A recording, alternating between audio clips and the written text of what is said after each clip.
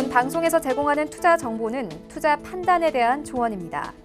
방송에서 제공하는 주식의 가치, 가격 상승 및 가격 하락에 대해서는 방송사에서 보장하지 않습니다.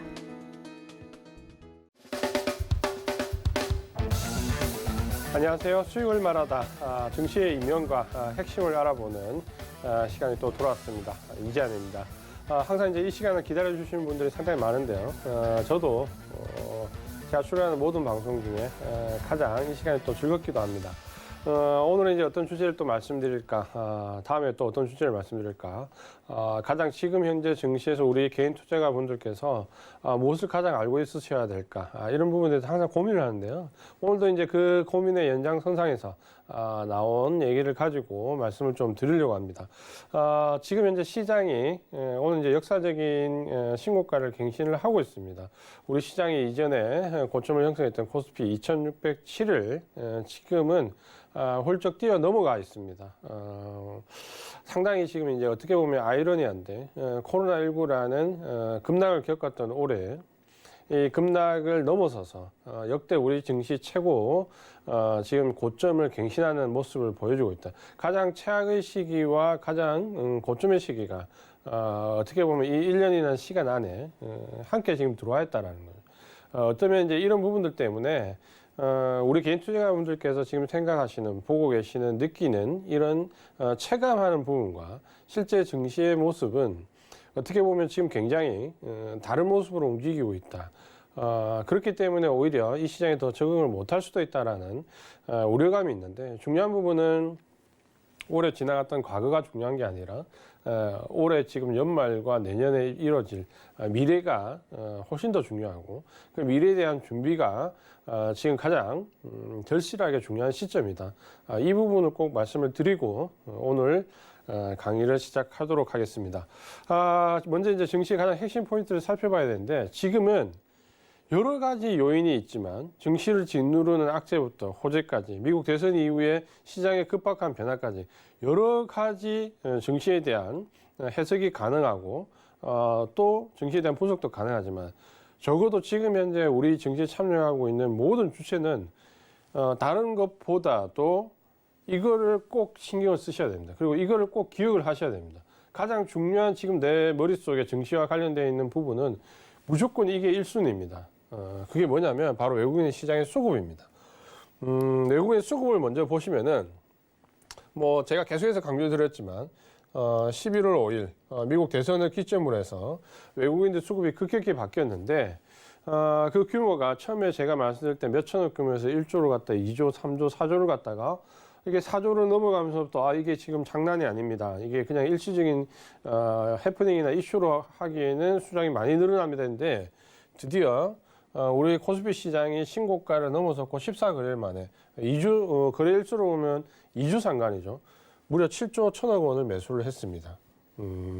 저는 어떤 지금 현재 우리가 보고 있는 증시에 대한 여러 가지 이슈 중에서 지금 현재 악재로 대변되는 부분, 호재로 대변되는 여러 가지 요인들이 있고, 코로나19 재확산까지 상당한 지금 증시를 해석할 수 있는 여러 부분이 있지만, 저는 무조건 이거를 우리 개인 투자자분들께서 별 3개 가장 중요하게 생각을 하셔야 됩니다.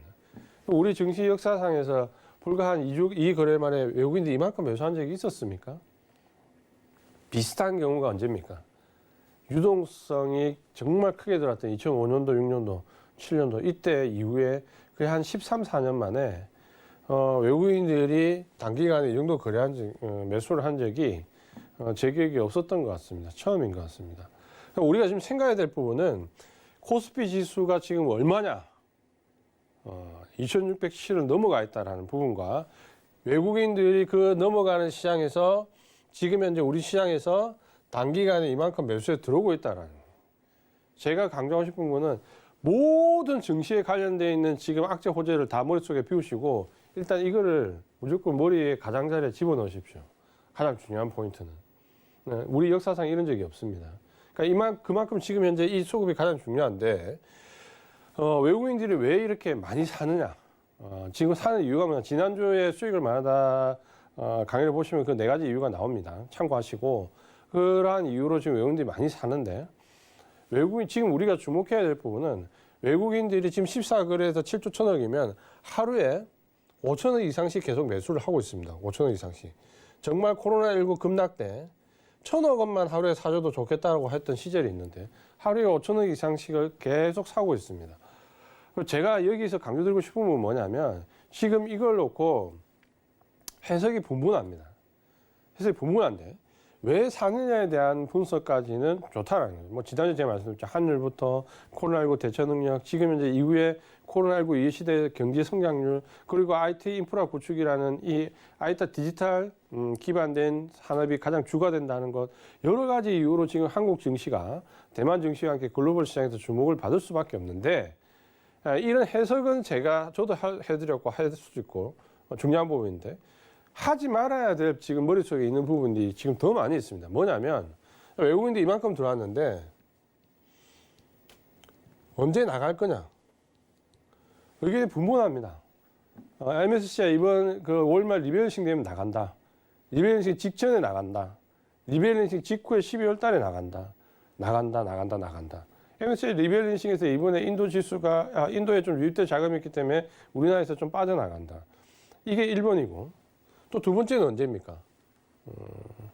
지금 그 연말까지는 이렇게 지내다가 경기 확장이 되면 내년부터는 선진국 쪽으로 신흥국에서 선진국 쪽으로 자금이 다시 유출될 것이다. 그래서 지금 한국 증시에 들어와 있는 돈이 내년에는 유럽으로 들어간다. 혹은 미국으로 들어간다. 여러 가지 의견들이 많아요. 제가 강조드리고 싶은 부분은 적어도 그런 부분은 경제학자나 애널리스트들은 분석을 할 수 있죠. 근데 여기에서 시청하고 계시는 우리 시청자분들은 그런 부분에 대해서 이 언제냐는 부분에 대해서 머릿속에 비우십시오. 생각을 하지 마십시오. 제가 오늘 이 시간에 어떻게 보면 이 부분이 가장 강조드리고 싶은 내용입니다. 뭐냐면 우리가 예전에 속담이 있잖아요. 물 들어올 때 노저으라고 하잖아요. 물 들어올 때 노저야 배가 잘 나가죠. 물 들어올 때 물 나갈 걱정만 하고 있으면 노를 못 젓습니다. 그렇죠? 지금 이제 우리나라 증시가 역대 사상 최고치를 갱신했고 아주 지금 좋은 부분이 그 사상 최고를 갱신하는데 외국인들이 무려 단기간 7조 이상 매수하면서 그 역사적 고점을 지금 뚫고 올라가는 이 상황에서 언제 나갈 거냐는 걱정을 왜 하십니까? 왜 지금 이 부분에 대한 부분이 계속해서 방송이나 언론에서 포커스를 맞출까요? 이 리밸런싱에서 11월 말에 나가든 혹은 내년에 경기 확장에 관련돼서 내년에 유럽으로 나가든 언젠가 나가겠죠. 몇 년 뒤에 나갔든 1년 뒤에 나가든 언젠가 나갈 건데 왜 지금 현재 이렇게 들어와가지고 지수가 이렇게 사상 유례 없이 지금 올라가는데 나갈 걱정을 하냐는 거예요. 언제 나가냐가 왜 중요합니까? 그렇지 않나요? 지금 들어올 때 노를 져야지. 지금은 물이 들어올 때 노를 져야 되는 시기지. 물이 들어왔는데 지금 물이 언제 나갈 거냐는 걱정을 할 때입니까? 아니죠. 그렇죠? 맞습니까? 그래서 이 시간을 통해서 제가 이제 첫 번째 강조드린 부분은 지금 외국인들이 이렇게 들어오는 이유에 대해서는 제가 충분히 분석을 해드렸습니다. 그러면 언제 나갈 거냐라는 걱정은 하지 마십시오. 언젠가는 나가겠죠. 빠르면 몇 달 뒤에 아니면 1, 2년 뒤에 언젠가 나가겠죠. 근데 그 나갈 걸 걱정해가지고 지금부터 우리가 일궈내야 될 수익을 그 나가야 되는 시점 때문에 담보로 수익을 일궈내지 못하면 언제 이런 우리가 주식 인생에서 대한민국 증시가 2,600을 넘어가서 이렇게 사상 최고가를 경신하면서 나아가는 이 시점에 우리가 그런 걱정을 해야 되냐는 거죠. 수익을 먼저 만들고 난 다음에 언젠가 나갈 때 그때 걱정을 하라는 거죠. 그래서 지금 현재 지금 계속해서 지금 언론에서 방송에서 나오고 있는 외국인들이 이만큼 사는데 언제 나가냐. 우리는 적어도 이 서울경제 TV를 보고 있는 시청자분들께서는 그런 걱정을 하지 말자라는 거죠. 언젠가 나가겠죠. 근데 그 나가기 직전까지 우리는 이런 좋은 기회를 수익의 발판으로 만들어야 된다는 거죠. 계속해서 나갈 걱정하지 말고 수익을 만들어야 된다. 지금 가장 중요한 부분은 어떠한 백신이든 경기 확장이든 경기 부양책이든 코로나19 재확산이든 제일 중요한 부분은 이겁니다. 외국인들이 지금 14거래일 동안 우리가 7조 1천억을 매수에 들어왔다. 어떤 이유에서인지는 중요한 것보다는 매수에 들어왔다라는 거죠. 그리고 저 매수에 들어오는 시점이 중요하다는 거죠. 저 외국인들이 매수하는 저 강력한 매수를 바탕으로 해서 우리나라가 지금 현재 코스피 지수가 신고가를 갱신했다라는 거죠. 그럼 우리는 여기만 주목을 하면 됩니다. 여기에 맞는 전략을 세우면 되는 거고 언제 나갈 거냐라는 부분은 적어도 우리는 생각하지 말자라는 거죠. 일단 첫 부분에 이 부분을 말씀을 드리고 싶고요. 그러면 뭐 외국이 어디를 샀느냐? 이제는 제가 너무나 말씀드려서 다 알고 계십니다. 그래서 한번 그냥 짚어볼게요. 어디를 샀느냐고 보신다면 IT 쪽에서 4조 2,600억, 한 7조 1,000억 원 정도를 매수를 했는데 그래서 4조 2,600억을 IT에 샀습니다. 하악에도 1,600억 정도를 샀는데 사실 이거는 IT 소재, and LG화학 넣으면 거의 다 이 부분이죠. 90%가 이 부분이죠. 그러면 실제적으로 뭡니까? 한 5조 한 8천억을 IT와 관련되어 있는 쪽으로 샀다. 이렇게 이해를 하시면 될 것 같고, 그럼 7조 원 중에서 거의 한 6조를 IT 쪽으로 샀다고 보시면 됩니다. 나머지, 그러니까 한 전체 물량이 뭡니까? 한 7, 80% 이상을 IT 섹터에 쏟아부었다라는 거예요. 그러니까 왜 그런가에 대한 부분은 역시 지난주 제 수익을 말하다 보시면 됩니다. 그렇죠? 예. 그걸 보시면 알 수 있고, 그래서 IT 쪽에 거의 뭐 퍼부었다. 이렇게 지금 이해를 하시면 될 것 같고요. 그걸 제외하고 나면 운송 장비 쪽이 2,800억 정도, 조금 인상적이게 그래도 좀 샀다 그렇죠. 그렇게 좀 보시면 될 것 같고, 그다음에 이제 업종을 좀 보면 최근에 미국 대선 이후에 백신과 관련된 부분이 나오면서 제약 바이오 얘기가 굉장히 많이 나오고 있습니다. 그렇죠? 많이 나오는데 이번 주 들어와 전부 급락했다 그렇죠? 백신과 관련된 일부를 제외하고는 특히 코로나19 치료제와 관련된 쪽에서 급락을 했습니다. 제대로 된 백신이 나온다라고 하니까 어찌 이런 말 하면 좀 그렇지만 너도 나도 지금 치료제가 없는 상황에서 치료제라고 우겼던 종목들이 뭡니까? 전부 다 급락하게 됩니다. 그러니까 여기서 이제 진짜와 가짜가 분리가 되는 거죠. 이미 코로나19 관련돼 있던 그게 뭐 진단키트라든지 이쪽은 이미 무너져 있는 상태고, 그러면 뭡니까? 이후에 제약바이오 대선 이후에 굉장히 얘기를 많이 했는데 뚜껑을 열고 보니까 급락한 종목이 더 많았고, 일부 제외하고 나면 실제로 외국의 수급을 봐도 그렇게 크게 사지를 않았습니다. 그러니까 요 물량들이 전부 어느 쪽이냐면 잘 알고 계시겠지만 바이오 시밀러 쪽입니다. 바이오 시밀러 쪽으로 실적이 좀 좋은 종목들 위주로 어디입니까? 삼성바이오하고 세트론 계열에 좀 샀다 그렇죠. 그게 전부입니다. 그럼 나머지는 어쨌든 테마로 접근을 해야 되는데 외국인들이 뭐 테마적으로 접근하지는 않죠. 테마는 그냥 테마일 뿐이고, 최근에는 그쪽의 테마의 지속성이 굉장히 약하기 때문에 우리가 기대했던 것만큼 제약바이오가 대선 이후에 수급이 양호하게 좀 더 큰 폭 움직인 거는 아니다 그렇죠. 이 부분은 조금 우리가 머릿속에 좀 담아둘 필요가 있을 것 같습니다. 그러면 내 포트에서 제약바이오를 일부 가져가고 싶은 마음은 있는데 막상 뚜껑을 열어보니까 그렇게 살만한 종목이 없더라라는 거죠. 그러니까 이 부분은 한번 좀 생각을 좀 꼭 해보시면 될 것 같고, 그 다음에 이제 경기 확장과 관련해서 기계 쪽으로 조금 소폭 들어왔고, 그 다음에 이제 좀 7강은 좀 조금 그래도 샀다 그랬죠. 1,400억 정도. 14거래 동안 하니까 하루에 한 100억씩 이상 사니까 그래도 인상적으로 좀 샀다 그렇죠. 경기 확장과 관련되어 있는 쪽. 그러면 지금 잘 보시면은 경기 확장과 관련되어 있는 쪽에서 운송 장비하고 철강 쪽을 좀 샀다 그렇죠. 외국인들이.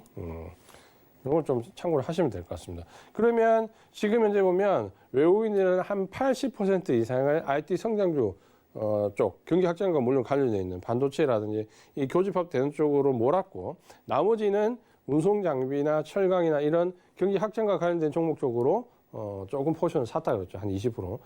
이런 비율로 지금 현재 외국인들이 시장을 끌어올렸다. 그럼 섹터를 보면 대충 어디가 주안점을 두고 있는지 우리 눈에도 보인다 그렇죠. 그래서 외국인들이 지난 14거래일 동안 저런 움직임을 보였는데, 그럼 이제 종목을 한번 볼 필요가 있다 그랬죠. 그러면 어떤 그 종목을 실제로 샀는가? 누구나 다 짐작하고 계실 겁니다. 가장 많이 산 종목은 삼성전자입니다.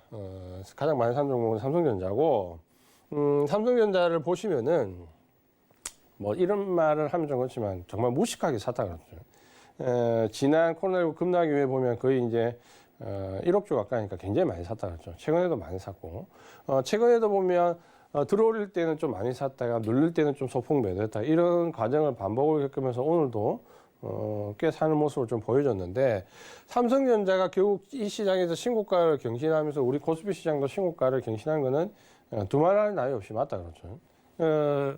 요런 논리를 한번 볼 필요가 있습니다. 뭐냐면 시장이 지금 이제 신고가 경신하고 오르다 보니까 계속해서 나오는 관점이 언제 꺾이냐는, 좀 전에 말씀드린 것처럼 언제 꺾일 것이냐, 11월 말 리밸런싱 하면 꺾일 것이냐, 12월 달에 꺾일 것이냐, 아니면 내년에 경기 확장 관련된 쪽으로 유럽으로 매기가 옮겨가면 그때 꺾일 것이냐, 꺾일 것이냐인데 결국 삼성전자가 1분기 실적, 제가 말씀드린 대로 2분기 실적, 3분기 실적 전부 안 좋을 거였는데 실제 나온 거는 전부 좋았고 결국에는 뭡니까? 드디어 나온 게 뭡니까? 이제 슈퍼 사이클론으로 나타났죠.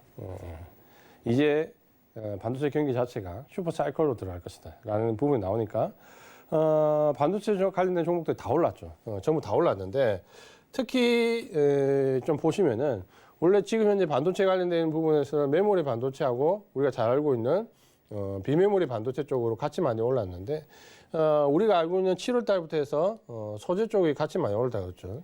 많이 올랐고 그 다음에 부품 관련된 종목들은 거의 동질한 움직임으로 같이 좀 움직였고 최근에 이제 이게 슈퍼 사이클로 간다는 얘기가 나오면서 최근에 많이 오른 게 장비입니다. 장비. 원래 장비는 사이클 자체가 크게 올라가지 않으면 주가 등락이 그렇게 크게 나오지 않는데 최근에 보시면은 코스닥에서 그나마 코스닥이 그렇게 등락이 좋지 않았는데 불구하고 코스닥에서 보면 월등하게 나오는 종목들이 반도체 관련되어 있는 장비 종목들이 굉장히 좀 큰 폭으로 좀 뛰는 모습을 보여주고 있습니다. 이게 조금 인상적이고요. 그런 점에서 어쨌든 간에 삼성전자 연관되는 쪽은 굉장히 큰 폭으로 올랐고 외국인들이 삼성전자를 사는 포인트가 뭘까요? 원래 이제 메모리 반도체가 지금 현재 뭐 슈퍼 사이클로 들어간다라는 얘기가 지금 나왔긴 했지만 그 전에 보시면은 뭐 IM이라든지 휴대폰 쪽이죠. 휴대폰 쪽이나 뭐 5G라든지 여러 섹터가 골고루 지금 올라가는 포트폴리오가 삼성전자는 굉장히 좋습니다. 여기에 전장 부품 쪽은 지금 물 밑에서 보이지도 않아요. 근데 제가 볼 때는 이 전장 부품 쪽이 하나의 진짜 거대한 불뚜껑입니다. 불구덩입니다. 이게 이제 언제 내년 정도 나오겠죠. 이 전장 부품이 지금 숨겨져 있고 하모니라는 전장 부품 쪽이 숨겨져 있고 5G만 지금 이제 물 위에서 꿈틀꿈틀 거리는데 비메모리 반도체도 지금 수면 위에 나올까 말까 지금 이런 형태로 좀 들어가죠. 그러니까 외국인이 봤을 때 삼성전자가 나쁠 게 하나도 없다라는 거죠. 제가 봤을 때. 그래서 제가 8월달, 9월달, 10월달 조정 받을 때 희망을 드리려고 한 얘기가 아니라 실제로 제가 봤을 때 이런 얘기를 했죠. 만약에 제가 아직도 외국 회사에 근무하고 싶다면 나는 전 세계에서 가장 사고 싶은 주식이 삼성전자일 거다라는 말을 계속해서 드렸습니다. 물론 수익을 더 높게 가는 종목은 있겠지만 어느 정도 펀드의 규모나 안정성이나 이런 부분들 리스크를 감안한다면 삼성전자만한 게 없다라는 생각은 지울 수가 없는 거죠. 삼성전자 지금 현재 PER이 오늘 낮에도 말씀드렸지만 아직 14배가 안 됩니다. PER이 지금 이제 14배에서 살짝 좀 모자라죠. 13점 얼마 이렇게 나옵니다. 우리가 잘 알고 있는 대만의 TSMC가 올해 주가가 큰 폭을 뛰면서 뭡니까? 한 24배에서 25배에서 30배 지금 왔다 갔다 합니다. 그렇죠? 삼성전자가 가장 비교되는 대만의 TSMC조차도 PER이 25배에서 30배 정도 됩니다. 애플은 얼마입니까?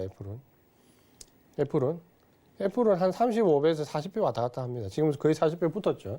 PER이 한 저 정도 나옵니다. 물론 이제 미국에 있는 애플까지 비교할 수는 없겠지만 제가 왜 이런 얘기를 드리냐면 삼성전자가 지금 현재 신고가를 경신하면서 6만 원 이제 중반대를 넘어가서 7만 원을 코앞에 두고 있는데 우리가 체감하거나 느끼기에는 굉장히 비싸다라는 거예요. 우리가 생각할 때는 비싸다라는 거죠. 왜냐하면 지금 현재 뭐 7만 원이면 액면분할 전후로 하면 350만 원 아닙니까? 삼성전자 주가 350만 원이에요. 굉장히 비싸다 느껴진다는 거예요. 그런데 외국인들이 볼 때는 그렇게 비싸 보일까요? 삼성전자가? TSMC나 애플 이렇게 비교해보면 다른 IT 종목도 비교해보면 제가 볼 때 그렇게 비싸다고 느끼지 않습니다. 이렇게 얘기하겠죠. 우리나라는 원래 저평가돼 있어. 지정학적 리스크가 있어. 애플에 비교하면 그렇게 될 수 있겠죠. 대만의 TSMC는 지금 삼성전자 거의 2배가 나오는데 대만은 지정학적 리스크가 없나요? 대만은 우리나라보다 지정학적 리스크가 더 크잖아요. 우리는 지금 북한과 대치하고 있지만 대만은 지금 중국이라는 어마어마한 국가가 대치하고 있는데 그 논리를 놓고 지금 대만의 앱에서 지금 벌어지고 있는 일들을 보면 오히려 지금 현재는 어떻게 보면 우리나라보다 지정학적 리스크가 더 크지 않나요? 그럼에도 불구하고 지금 PER이 이 정도 가는데 삼성전자가 못 갈까요? 또 한 가지는 뭐냐면 대만 TSMC가 이렇게까지 간 데가 올해입니다. 올해. 이걸 역전시킨 게 올해입니다. 올해 급격하게 외국인 자금들이 유입이 되면서 TSMC가 이 정도 올랐거든요. 만약에 삼성전자도 지금 이제 외국인의 매입 규모가 상당히 들어오고 있잖아요. 대만의 TSMC가 거의 이렇게 되는데 한 석 달, 넉 달밖에 안 걸렸어요. 올해. 3월, 4월, 5월, 6월 요때 집중적으로 올랐거든요. 만약에 삼성전자도 지금부터 해서 한 넉 달 정도 외국인들이 집중적으로 들어오면 PR 이렇게 못 만들까요? 가능하다고 봅니다. 그래서 지금 현재 우리가 느끼는 삼성전자 체감은 굉장히 7만 원이 비쌀지 모르지만 만약에 대만의 TSMC를 비교를 하고 내년에 삼성전자가 비메모리 반도체 쪽으로 본격적으로 진출을 해서 당장에 지금 TSMC를 넘지는 않겠죠, 당연히. 근데 지금 한 15%에서 19% 정도 쉐어가 되는 거를 한 30% 정도 맞추면 비슷하게라도 가면 주가의 탄력성은 그만큼 커진다는 거예요. 왜냐하면 삼성전자는 메모리 반도체와 5G와 다른 섹터들이 있기 때문에 충분히 그럴 가능성이 있다는 거죠. 그러면 지금 현재 들어와 있는 외국인들이 어떻게 보면 정말 앞뒤 안 가리고 지금 삼성전자를 사는데 이게 11월 달에 나갈까요, 그러면? 다 나갈까요? 12월 달에 다 나갈까요? 아니면 내년 1월에 다 나갈까요? 단순하게 그렇게 보기는 어렵다라는 거예요. 패시브 자금을 규정해가지고 그렇게 보기는 지금 현재 움직임을 보면 뭔가 우리가 시각을 조금 좀 다르게 생각할 필요가 있다는 거예요. 지금 우리가 평소에 매년 겪어왔던 것처럼 9월 달 어렵다 했다가 IT 종목들이 10월 달부터 좀 오르기 시작해서 12월 달에 고점을 찍고 1월 달에 다시 쭉 내려가는 그러한 IT 사이클을 예상하기에는 들어오는 외국인들이 유입되는 물량들이 너무 많다는 거죠. 그러니까 이런 부분들을 지금 뭔가 평소와 다르다라고 인식을 해야지 작년이나 재작년과 똑같은 방향으로 인식을 하게 되면 12월 달에 고점이 나올 수 있겠죠. 근데 그때는 우리 시장이 외국인들이 이렇게 무식하게 사지도 않았고 우리 시장이 지금 신고가를 위치에 있지도 않았다는 거예요. 그러니까 제가 오늘 강의에서 꼭 강조드리고 싶은 거는 지금의 시장에 있는 우리의 위치가 우리가 지난 10년, 20년간 있었던 위치하고는 다르다라는 거예요. 특히 지난 10년간 우리 증시가 2006년도에 굴뚝주들이 큰 폭으로 상승한 이후에 금융위기를 겪고 거의 10년간 박스권에 갇혀 있다가 지금 이제 탈출을 했는데 이 10년간 박스권에 있었던 그 심리가 혹은 그때의 대응 자세가 이미 10년간 지금 우리 몸에 너무 붙어 있었다는 거예요. 당연히 시장은 많이 못 갈 것이라는 10년 동안 갇혀있던 이 여기를 벗어나지 못할 것이라는 부분이 갇혀 있는데 뭔가 지금 외국인들의 형태를 좀 보면 그거하고는 조금씩 방향이 다르다는 거예요. 우리가 10년 동안 느껴왔었던 그런 박스권에서의 장과는 뭔가 조금씩 다르다라는 거를 좀 인지를 하셨으면 좋겠습니다. 그래서 조금은 그림을 좀 크게 봐야 된다는 거예요. 그래서 지금 삼성전자를 이렇게 제가 장황하게 설명을 드렸는데 보면은 삼성전자가 비싸지가 않다라는 거예요. 지금 현재 이만큼 올라도 7만 원 육박하는 지금 이제 7만 원 코미트까지 올라 있는데도 다른 종목들에 비하면 비싸지 않다. 왜 그럴까요? 왜 비싸지 않다라고 느낄까요? 상대적으로 봤을 때 비싸지 않다? 그럼 상대방은 왜 이렇게 높을까요? 왜 이렇게 높을까요? 그게 바로 지금 현재가 뭡니까? 폭발적인 유동성 장세 아닙니까? 과거에 한 번도 경험해보지 못했던 위기 상황에서 어마어마한 유동성이 지금 들어와 있는 이 장이니까 대만의 TSMC도 애플도 지금 주가가 저기 가 있는 거잖아요. 상대적으로 삼성전자가 키 맞추기 정도로만 따라 올라가줘도 우리가 생각하는 상상 이상으로 지금 현재 증권사 레포트들이 삼성전자 87,000원, 88,000원 이제 목표가까지 나왔는데 이게 이제 10만 원을 넘어가지 못하라는 법은 없는 거죠. 내년에 비메모리 반도체 부분이 들어오면. 그래서 지금 시각을 제가 계속해서 좀 장기적으로 가져가자. 왜?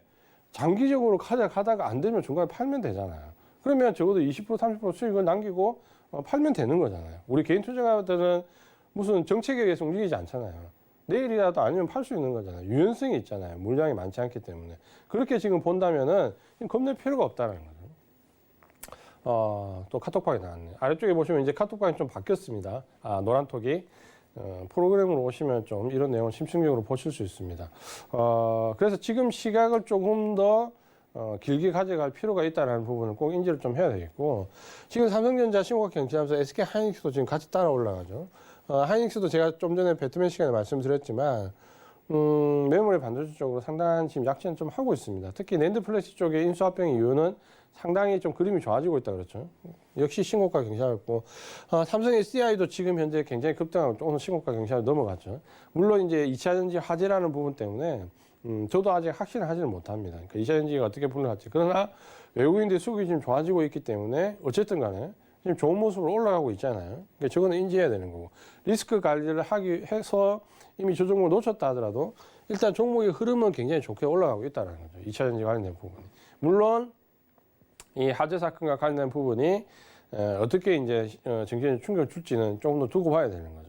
어쨌든 이런 흐름이 지금 계속해서 이어져 가고 있고, 그다음에 네 번째로 많이 매수한 종목이 코덱스 200입니다. 코덱스 200. ETF인데 지수에 대한 상방위 베팅이죠. 제가 이 종목을 ETF로 얘기할 때 무슨 얘기를 했냐면, 지난 8월, 9월, 10월 달 조정을 받을 때 한 가지 좀 특이한 점이 있다는 부분 기억하실 겁니다. 말씀드렸을 때 뭐냐면, 보통 조정 받을 때 인버스 쪽으로 해치를 많이 들어오거든요. 기관이나 외국인들, 특히 외국인들은 주식을 많이 갖고 있기 때문에 시장이 조정을 받아도 일단 인버스 쪽으로 해치를 많이 하게 됩니다. 근데 특히 공매도가 없기 때문에 인버스 쪽으로 해치를 많이 했죠, 최근에. 근데 그 8월달, 9월달, 10월달 조정을 받는 기간에도 제가 뭐라 했습니까? 인버스보다 코덱스 200을 더 많이 사고 있다고 그랬죠. 특이하다라는 표현을 이 시간에 제가 썼었습니다. 그래서 참 특이하게도 지금 현재 인버스보다 ETF 쪽에 코덱스 200을 더 많이 사고 있다라는 말씀을 드렸는데, 역시 이제 그런 부분들의 시장은 좀 중장기적으로 보면 암시를 하고 있다 그렇죠. 그렇게 좀 보시면 될 것 같고, 그 다음에 이제 많이 매수한 종목 보면 아모레퍼시픽, 경기 확장과 관련해서 소비재 쪽으로 한번 들어올렸죠. 이런 거는 액티브 자금이기 때문에 특정 종목을 노릴 수가 있습니다. 그리고 운송 장비 관련된 종목 쪽으로, 다른 종목들은 이미 키 맞추기로 많이 올라왔는데 이 종목이 좀 떨어져 있어서 그렇죠. 그러다 보니까 현대모비스도 키 맞추는 종목으로 많이 들어왔고, 카카오는 제가 볼 때 공매도 해지 물량도 상당히 많이 들어와 있습니다. 들어왔고, 그 다음에 삼성전기 IT 쪽이죠. 이건 뭐 당연히 삼성전기가 들어가면 따라 들어오는 거죠. 그 다음에 이제 금융주 하나금융지주가 들어와 있고, 앞쪽에 대부분 이제 IT 관련된 종목이고, 뒤쪽에는 이제 개별 종목 이슈로 이제 들어와 있는 종목들인데, 절대 다수로 보면 IT 섹터에 있는 종목들이 가장 큰 폭의 매수가 들어왔다. 이거는 종목으로도 좀 확인이 된다 그렇죠. 사실 이제 이런 부분들을 본다면 어떤 생각이 드십니까? 결국에는 지금 외국인들이 이 정도 매수를 했다, IT 섹터 쪽으로 매수했다. 그 섹터 중에서 코스피 쪽에 가장 지수 관련된 대형주 쪽으로 포커스되어 있다. 어떻게 보면 답이 다 나와 있는 거죠. 그런 종목들을 그냥 사실 따라만 가도 웬만한 수익은 나고, 이 종목들을 가지고 내년 한 1분기 정도까지만 가져가도 그냥 어떤 걸 잡아도 제가 볼 때 한 30%, 40% 수익은 날 수 있습니다. 20, 30% 이상은. 근데 참 현실은 녹록치가 않다 그렇죠. 이걸 가져가고 싶은데. 그래서 오늘 같은 조정도 사실 버티기가 그렇게 쉽지 않잖아요. 장중에 조정을 주니까. 급등할 때는 대량으로 매수를 들어왔다. 누릴 때는 소량으로 철저하게 프로그램으로 선물로 눌리니까 표시가 잘 안 나는데, 결국에는 우리 개인 투자가분들이 어때요? 이런 종목들은 참 가지고 가기가 쉽지가 않다 그렇죠. 제가 이제 이런 부분을 계속해서 말씀을 드리는데, 결국은 8월 조정부터 시작해서 9월달, 10월달 보면 IT 종목을 계속해서 매도할 수밖에 없는 악재가 계속 나왔다 그렇죠. 안타깝지만. 그래서 제가 계속 말씀드리지만 그런 악재에 휘둘리지 말자. 외국인이 뭘 매수했냐에 가장 포커스를 맞추자라고 서두에 강조를 드렸습니다. 그 다음에 이제 우리 정치에 이제 또 한 가지 이제 우려성을 보면 최근에 이제 이런 부분이죠. 코로나19 재확산에 따른 봉쇄 조치가 계속해서 확대되고 있다. 경기가 위축되지 않을까라는 부분. 반면에 이제 백신이 긴급 승인되면서 경기 확장에 대한 기대감. 이게 상당히 교차가 되고 있다 그렇죠. 교차가 되는 부분은 이쪽 부분이 조금 더 크게 나올 때는 시장이 좀 조정받고, 이쪽 부분이 좀 강조될 때는 시장이 상승한대요. 문제는 뭐냐면 이런 거죠. 그러니까 핵심은 뭐냐면 이런 거죠. 이런 부분 뉴스가 나서 조정받을 때는 이만큼 조정받고, 백신 긴급 승인돼서 올라갈 때는 이만큼 올라가요. 조정받을 때는 이만큼 조정받고, 긴급 승인돼서 올라갈 때는 이만큼 올라가고. 결국은 뭡니까? 시장은 상승 기조로 가고 있다 그렇죠. 이 부분들을 우리가 가장 많이 신경을 써야 되는 거죠. 근데 이런 게 체감이 잘 안 와닿는다는 거죠. 요거 한번 보고 넘어갈까요? 체감이 잘 안 와닿는다는 건데, 체감이 잘 안 와닿다 보니까 우리가 이제 느끼는 부분은 뭐냐면, 정말 어렵지 않을까라는 부분. 굉장히 어렵지 않을까라는 그런 부분에 대한 생각을 굉장히 많이 한다 그렇죠. 제가 이제 GM, 미국의 자동차 운송장비업 종목 장치를 많이 봤는데, 오늘은 하도 이제 그 종목 보니까 제가 뭐 GM과 연관되어 있는 것 같아서 오늘은 포도를 볼게요. 포도 참 뭐예요? 포도는 사실 그렇게 인상적인 지금 현재 위치에 있지도 않고, 글로벌 자동차 업계에서 사실 뭐 그렇게 잘 운영되고 있지 않습니다. 근데 주가 흐름을 한번 보시면 지난 8, 9, 10월 조정받는 기간 동안 한번 볼게요. 요 8, 9, 10월 조정받는 기간 동안 포도 자동차 흐름입니다. 보통의 종목들이 그때 상당히 많이 꺾여 내려왔는데 비해서 이 포도를 보면 어때요? 점진적으로 계속 우상향하나요? 지금 10월달 조정 끝나고 나서부터는 어떻습니까? 급격히 올라갑니다. 보이시나요? 우리가 보통 자동차는 지금 현재 경기 확장을 가는 가장 핵심적인 운송 장비, 가장 핵심으로 볼 수 있는데 지금 보시면 어때요? 코로나19 재확산에 대한 우려 봉쇄 조치가 나오면 오히려 꺾여서 조금씩 불안한 모습을 보여야 되는데요. 불안한 모습이 나오나요, 지금? 지금 보시면은? 그렇지 않다 그렇죠. 그거 상관없이 지금 어때요? GM은 지금 더 크게 올라갑니다. 더 크게. 그러니까 굉장히 크게 올라가네. 이게 뭐를 의미하냐면 우리가 지금 보도되는 뉴스나 상황에 따라서 굉장히 봉쇄 조치나 굉장히 어렵 것이라는, 왜냐하면 현재 시점을 보도하니까 우려스럽잖아요. 근데 실제로 미국에 있는 종목들 주가 흐름을 보면 경기 확장과 관련된 종목들이 탄탄하게 올라갑니다. 꺾이지가 않아요. 지금 미국에 15만 명, 지금 사상 최고치 코로나 환자 수를 갱신해 가고 있는데 포드의 주가를 보면 꺾이나요, 이게? 그렇지 않다 그렇죠. 경기 확장과 관련된 종목들이 더 탄탄하게 올라가요. GM은 지금 더 크게 올라갑니다. 그러니까 이런 부분들을 본다면 지금 우리나라가 아니잖아요. 코로나19 확산에 굉장히 큰 나라들도 지금 현재 상황이 이렇다라는 거예요. 그러면 우리가 뭡니까? 너무 겁을 낼 필요는 없다라는 거죠. 맞습니까?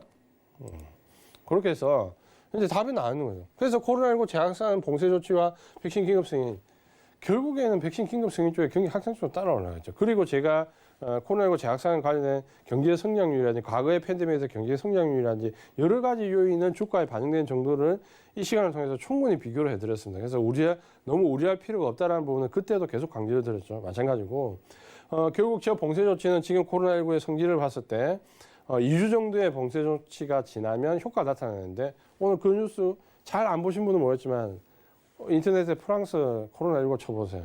프랑스가 환자가 이제 꺾이기 시작해서 봉쇄 조치를 일부 해제한다는 뉴스가 나옵니다. 왜?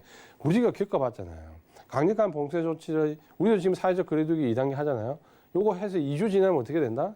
눈에 보이는 환자 수가 떨어진다. 이거는 지금 우리가 팬데믹 1차 때 겪어봐서 안다 그렇죠. 그래서 오늘 보면 프랑스, 유럽에 가장 지금 심하다는데 프랑스가 일부 봉쇄 조치를 해제한다는 뉴스가 살짝 나와 있습니다. 보시면. 그래서 이런 부분들을 본다면 일단 계속해서 이 뉴스에 따라서 등락이 나오겠지만 꺾이는 거는 조정, 반대로 올라가는 거는 상승이 크게 보시면은 너무 우려할 부분은 아니다. 이렇게 보시면 될 것 같습니다. 그 다음에 이제 2차 전지 하재 구조적인 아니냐. 이 부분은 제가 판단을 좀 유보하려고 합니다. 뭐냐면 지금 LG화학이나 삼성 HDI 보면 외국인들이 큰 폭으로 매수하기 때문에 지금 고점을 다시 갱신했거든요. 근데 작년에 우리가 ESS 화재를 보면 그렇게 쉽게 넘어갈 부분은 아닙니다. 이 ESS와 2차 전지는 거의 뭡니까? 한 90% 이상 유사한 제품이다 그렇죠. 전기를 지금 축전시키는 방식에서. 그러면은 일단은 좀 판단을 유보해야 될 필요가 있고, 그 다음에 ESS의 지금 향후 흐름의 발주의 정도를 보면 생각한 것만큼 그렇게 간단하지는 않습니다. 그리고 또 한 가지는 뭐냐면 지금 봐서는 제가 경험적으로 봤을 때는 외국인들 수급을 보면 큰 문제 없이 계속 고점을 경신해서 갈 것 같은데, 또 한 가지는 약간의 좀 체크를 해봐야 될 포인트는 뭐냐면 외국인들도 이번에 이 화재 사건과 관련돼서 전혀 대비가 없이 우발적으로 나왔습니다. 보통 외국인들이 지금 공격적으로 매수에 들어가다가 이런 사건이 나오면 보통은 더 매수해버립니다.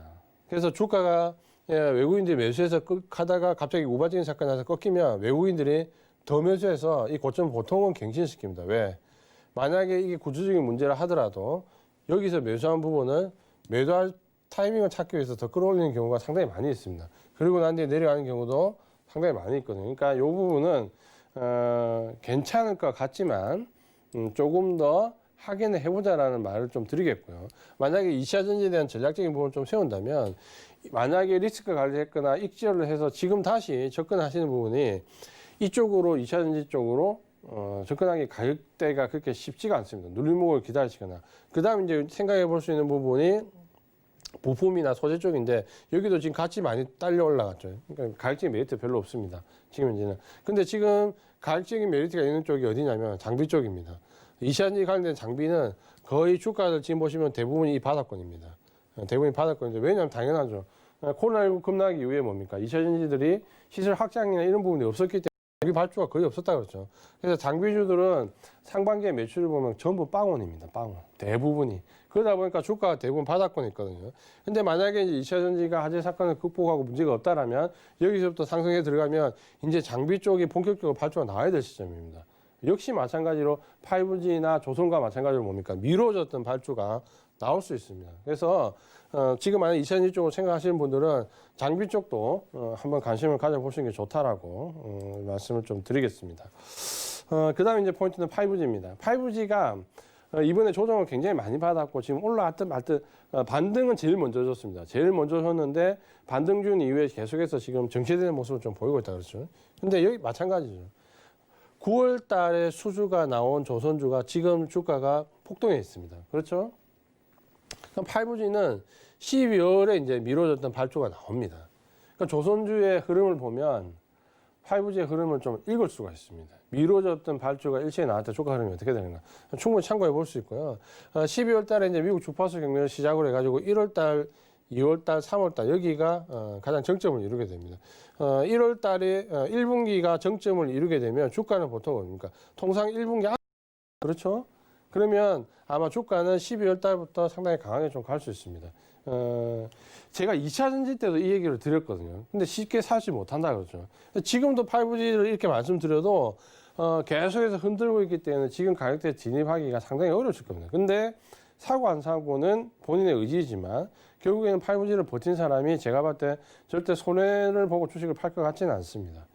그래서 이 부분도 만약에 IT 다른 섹터를 좀 놓치셨던 분들이라면 한번 관심을 가지고 보실 필요가 있습니다. 두 번째 이제 반도체는 뭐 다 알고 계시죠. 이미 주가가 삼성전자 고점을 갱신했고 상당히 올라가 있는데 제가 말씀드렸던 부분은 슈퍼사이클 진입 가능합니다. 근데 이 얘기가 처음 나온 게 아니고 코로나19 이전 때 이미 충분히 나왔던 얘기인데 그동안 코로나19로 해서 뭡니까? 수면 아래로 다시 내려간 거죠. 내려갔다가 삼성전자 주가를 보면서 반도체 지금 실적을 보면서 이렇게 된 거죠. 이거 이제 그럼 장난이 아닌데 이렇게 된 거죠. 맞습니까? 그러다 보니까 이제 슈퍼사이클 얘기가 나는데 여기서 이제 한 가지 좀 짚어봐야 될 부분은 슈퍼사이클은 맞는데 우리가 예상하는 이 슈퍼사이클로 들어가는 이 전장 부품 쪽으로 반도체 수요가 확대될 것이다. 5G 쪽으로 확대되는 부분, 그 다음에 AI나 그다음에 뭐 AI 이후에 뭐 자율주행차라든지 전장 부품 쪽으로 확대되는데 그 확대되는 부분이 뭡니까? 메모리 반도체의 한 30%, 70%가 비메모리 반도체입니다. 그러니까 슈퍼사이클로 들어가지고 혜택을 크게 입을 거라 생각되는 부분은 오히려 메모리 반도체보다는 비메모리 반도체가 더 큽니다. 그래서 아마도 삼성전자도 이제 비메모리 반도체 쪽으로 점점 포션을 옮겨가지만 그 밑에 딸려 있는 부품이나 장비 소재 쪽 종목들도 비메모리 반도체 쪽으로 조금씩 매기가 계속 옮겨갈 겁니다. 그러니까 오늘 보면은 코스닥 시장이 별로 좋지 않은 가운데서도 보면 비메모리 반도체가 어제 오늘 계속해서 꿈틀꿈틀 거리거든요. 그러니까 그런 부분들을 좀 보신다면 포커스를 어느 쪽으로 조금 더 맞춰서 가야 될지 우리가 충분히 좀 짐작해 볼 수 있는 부분이 있습니다. 그래서 반도체 쪽은 적어도 레포트에 반드시 한 두 종목 정도는 끼워 넣어야 되겠죠. 그 다음에 이제 제약바이오인데 좀 전에 이제 제약바이오가 생각보다 그렇게 파급 효과가 크지 않다 말씀드렸는데 지금 제약바이오 전체 사이클의 그림을 보면 코로나19 급락 이후에 고점을 가장 먼저 치고 나갔죠. 가장 먼저 치고 나갔는데 고점을 한번 형성하고 크게 꺾였죠. 그러니까 여기서 올라가는 이 사이클의 가장 큰 핵심은 코로나19 관련되어 있는 치료제라든지 장비 소모품 쪽으로 굉장히 큰 폭으로 올랐죠. 그러다가 이제 백신 관련된 이슈 뭐 여러 가지 이슈가 겹치면서 테마성 짙게 지금 많이 올랐죠.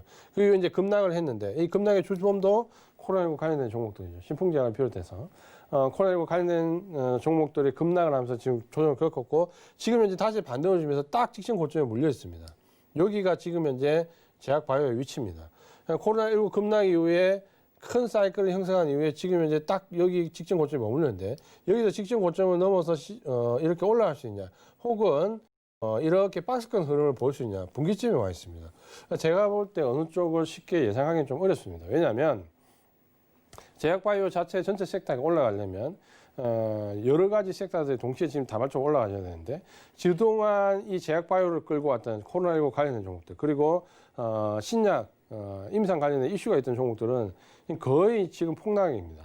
그렇죠. 굉장히 큰 폭의 하락을 했기 때문에 유일하게 지금 이제 끌고 올라가는 게 신약 관련돼서 뭐 SK 바이오팜 일부 같은 진짜 신약들.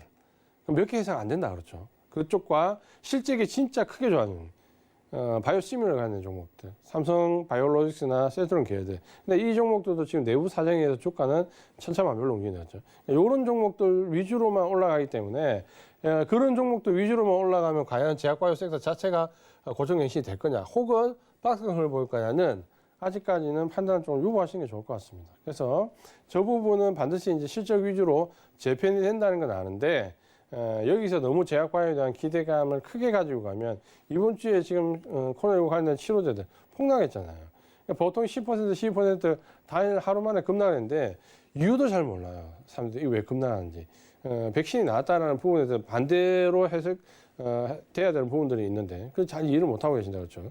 그러다 보니까 느닷없이 폭락을 맞게 되는 거고 굉장히 어려움을 처하시는 분들이 많이 있다 그렇죠. 제약바이오 쪽으로. 그래서 이쪽은 조금 신중하게 접근하시는 전략이 필요하다 말씀을 드리겠습니다.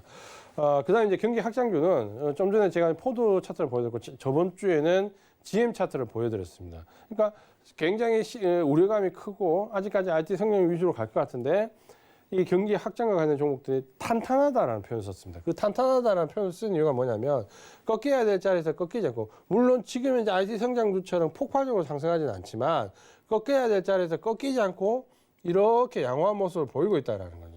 그러면 이제 이런 종목들이 뭡니까? 서서히 이제 발동이 걸리기 시작하는 거죠. 그래서 아마 코로나19 관련된 부분 여러 가지 이슈가 당기적으로 나오면 단기적으로는 숨고르기를 할 수 있습니다. 왜? 우리 시장에서는 아직 외국인들 매집이 다 안 됐기 때문에 숨고르기를 하면서 왔다 갔다 형태가 좀 나올 수 있다는 거죠. 그럼 저 숨고르기 하면서 매집이 끝나면 장기적으로 좀 큰 그림이 나올 수 있다는 거죠. 왜 그런지 한번 볼까요? 제가 강조드렸던 종목들 중에서 한 종목만 한번 보도록 하겠습니다.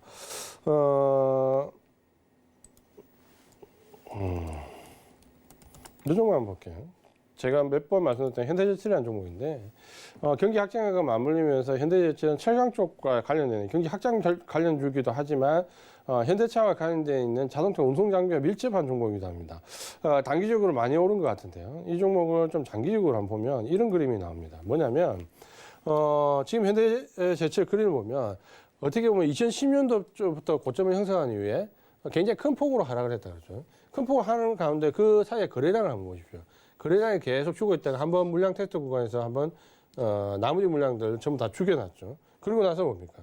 최근에 보시면은 지난 10년 동안 거래량 중에서 최대 거래량들이 지금 나오고 있습니다.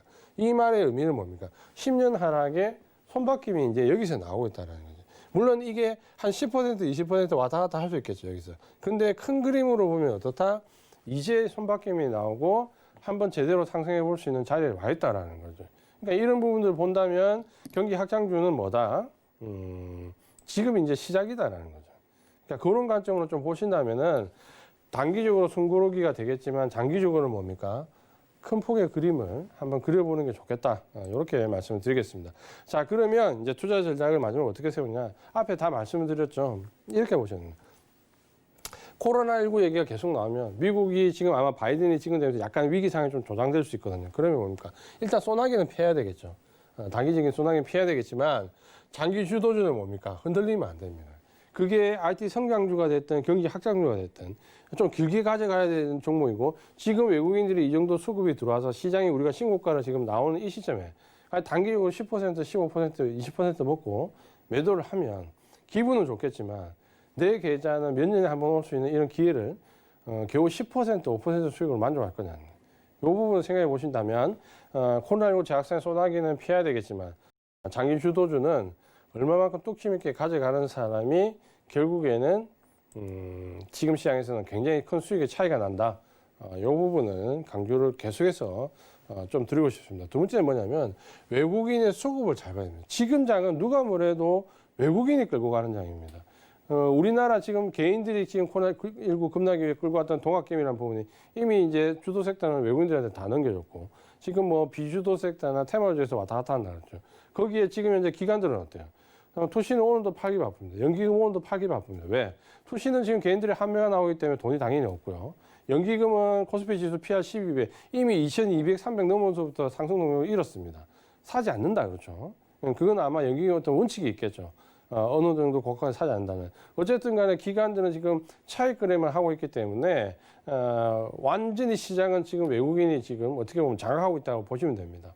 그게 지금 오늘 선물의 움직임이나 외국인 코스피 수급의 움직임 보시면은 제가 좀 이렇게 표현하면 좀 그렇지만 완전히 장악하고 있다라고 말씀을 좀 드리고 싶습니다. 그래서 지금 외국인 수급에 따라서 유연하게 좀 비중을 조절하면서 합니다. 뭐냐면 IT 성장 쪽으로 지금 현재 포션이 아까 외국인 수급을 보면 8대입니다.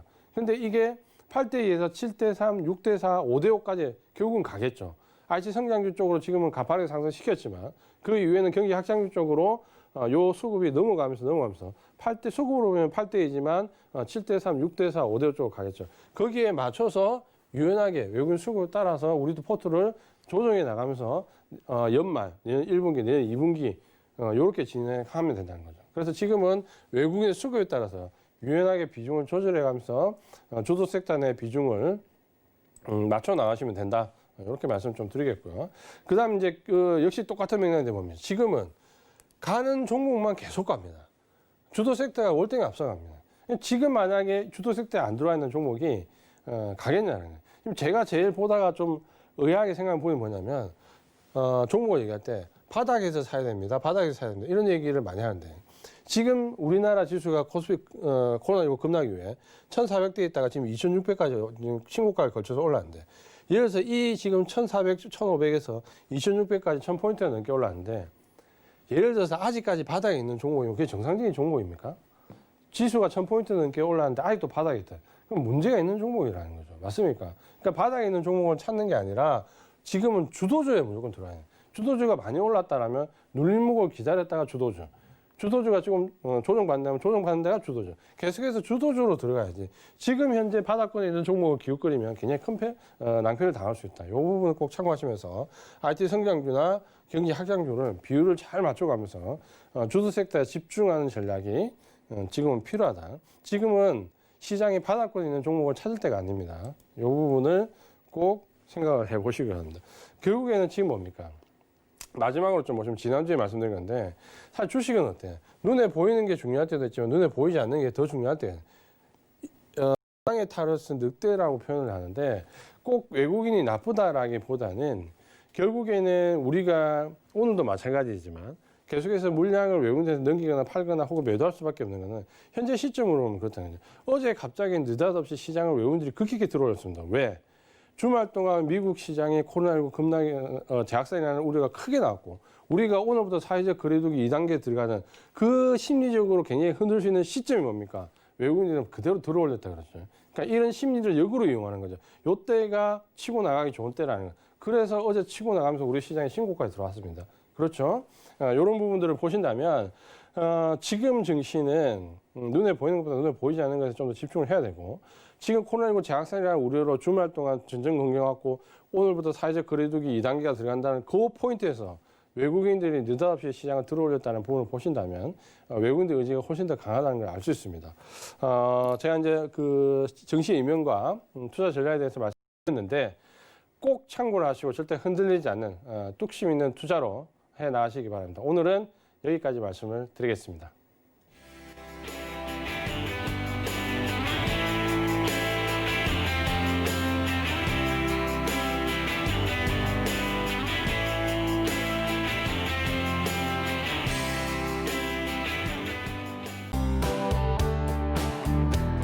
본 방송에서 제공하는 투자 정보는 투자 판단에 대한 조언입니다.